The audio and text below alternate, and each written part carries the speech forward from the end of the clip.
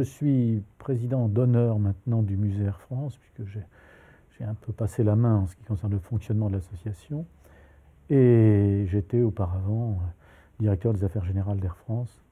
Alors le livre s'appelle Air France dans tous les ciels. Depuis plus de 20 ans, je m'intéresse aux collections et j'ai cherché à réunir tout ce qui avait été créé par la compagnie, en particulier à la grande époque des illustrateurs, dans les années 50-60, où les affichistes français étaient vraiment les leaders dans le monde. La grande époque du démarrage de l'aviation, enfin du vrai transport des passagers, c'est immédiatement après la guerre. On s'adressait à une élite, soit de la fonction publique dans différents endroits, des ambassadeurs, des attachés d'ambassade, des hauts fonctionnaires, soit ayant des moyens économiques assez élevés. Et en fait, l'avion était en concurrence avec le paquebot. Ce qu'on a perdu, c'est le goût de l'inconnu, parce que dans les années 30, bien sûr, mais même dans les années 40-50, jusqu'à l'arrivée des avions en réaction,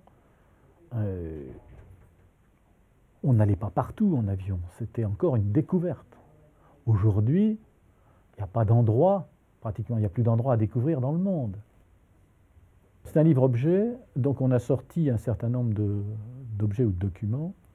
Alors, moi, mon préféré, c'est le carton qu'on mettait sur les sièges aux escales. Parce que, autrefois, il fallait faire plusieurs escales. En 1933, pour aller de Paris à Saïgon, on mettait 11 jours. Et donc le passager voulait retrouver son siège.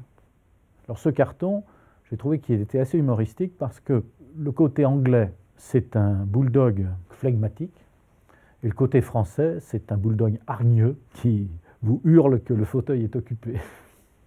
Le livre s'adresse un peu à tout public parce que c'est à la fois un livre amusant par tous les documents qui sont joints.